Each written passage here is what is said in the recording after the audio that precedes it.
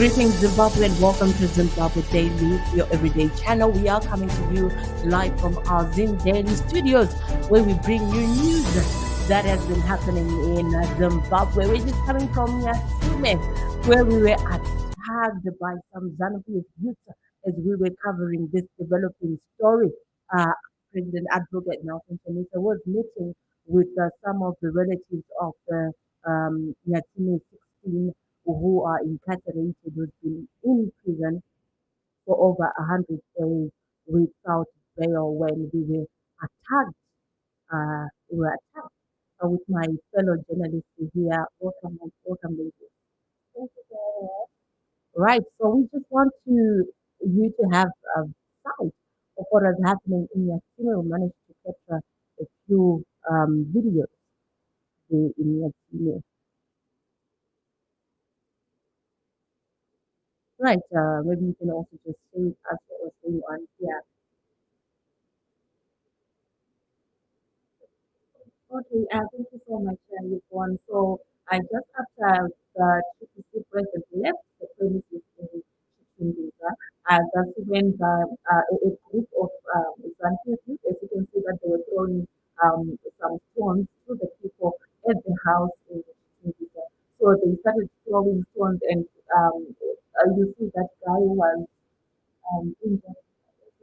Yes, and he was injured, and they had to take him to the hospital, and we had to remain and continue to take some footage. But yeah, that's the group of young people who attacked that residence. And imagine there were only women at that premises, without any security.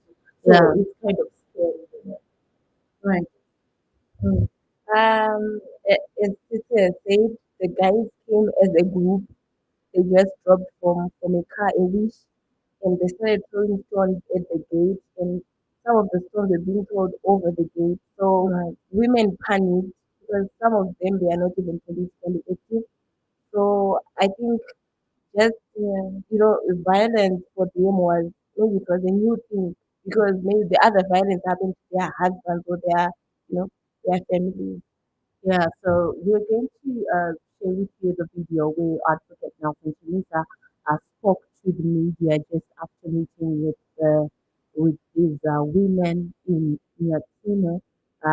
That was a very disturbing moment, even for us as female journalists. You're caught in the crossfire, if you are doing your work and you want to keep the nation informed of what's happening. And you have that group of rowdy young people coming through with stones and it's unfortunate because some of the women, we have some who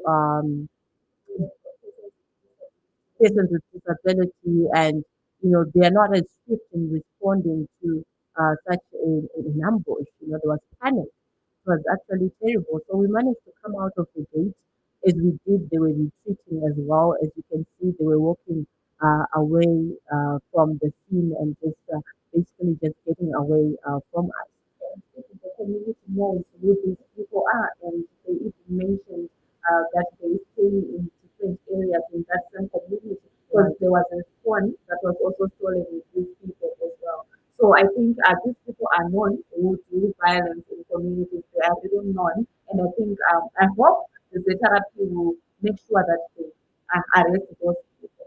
Yeah, so we're just going to play the small video that we had an opportunity to speak to the Citizens Coalition for Change, Champion Advocate Nelson Chamisa, just before he left and just before the youth, the Zanu-PF youth, came through with their attack. So let's just tune in. So maybe you can tell us what you were doing with the people here.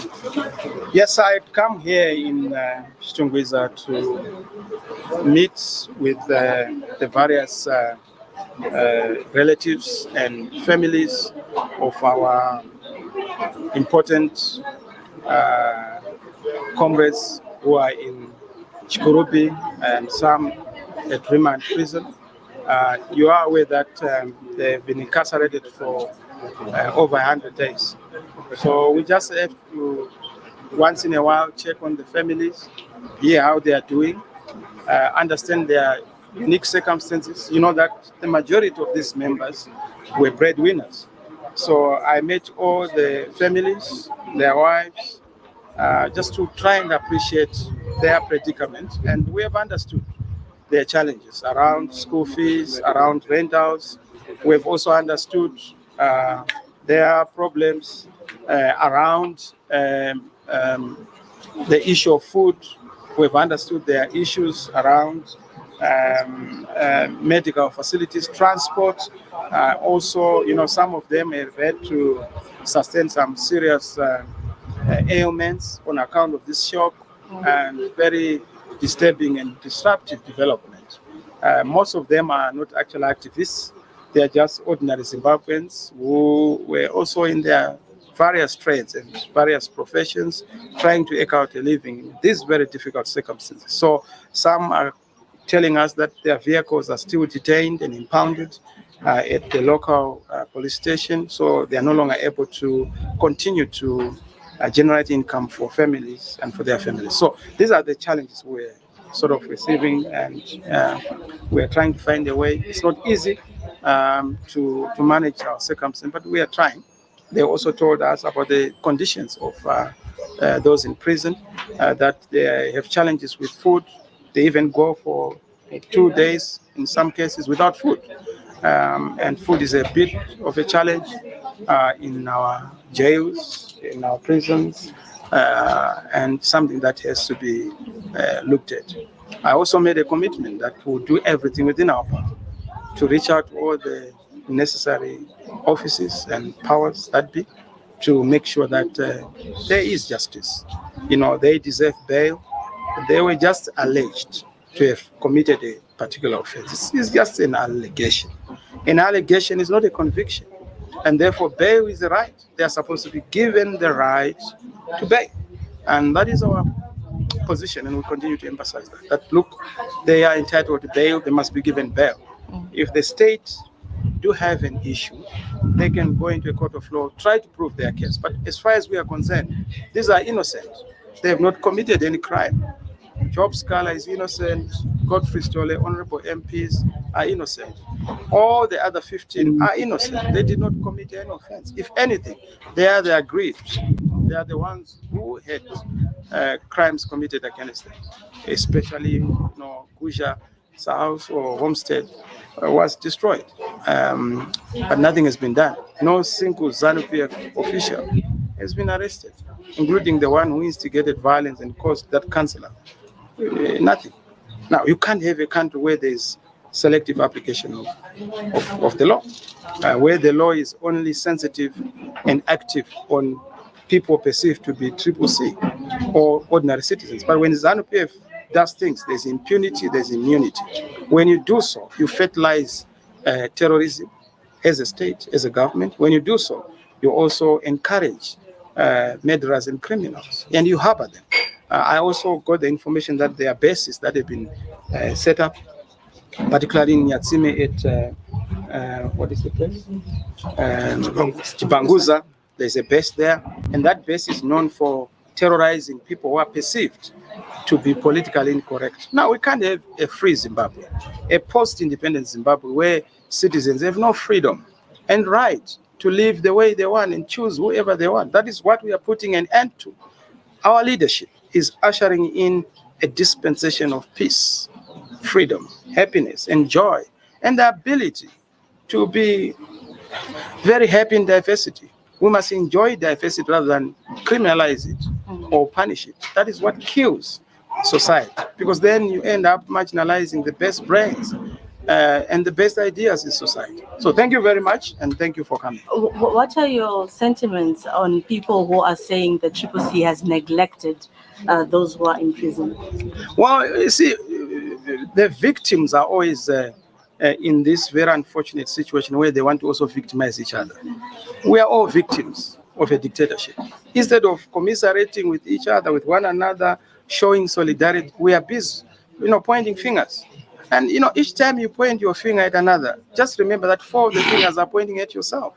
So, look, we are used to criticisms. We are a giant. Elephants will always be criticized. I mean, when those who criticize, it's not because they want to, but they also don't know. So wish them well, and we want them to understand that we are a giant, we are an elephant. All right, so thank you so much for tuning in to Zimbabwe Daily. That's all we had for you this afternoon. Have yourselves a wonderful rest of day and know that you it is up to you. Let us register to vote and let us vote for the ones that we want. It is your constitutional right. And yeah, we hope the police will do their job and ensure that they apprehend those that were involved because they are known in society, the community that they live in know the perpetrators of such violence. The women were punished. It's actually unfortunate that the women had to go through and to see what happened in Nyatsime today. It is a replay of the trauma that they've been going through over the last few months because the women expressed their concern over their general welfare because of the continued incarceration of their husbands and breadwinners. So we continue to follow the story of the Nyatsime 16. We are Zimbabwe Daily, always fast and fast on the media platform. Thank you so much for tuning in. Have yourself a wonderful rest of the day.